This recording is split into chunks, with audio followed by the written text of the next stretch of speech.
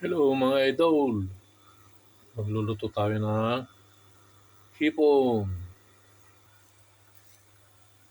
Yan, meron tayong hipon dyan.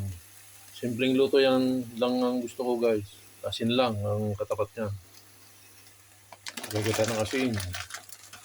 Yan, kunti lang. Halo-haloy lang natin. Yan. Pagkaraan ng 5 minutes, medyo matuyo-tuyo na. Wait na to guys. Yan.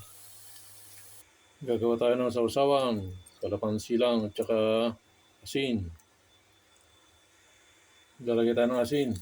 Yan. Kaya na mga idol, ito na yung ating hipon. Tapos sausawan na kalamansi, asin, tsaka sili. Para sa inyong unang subo.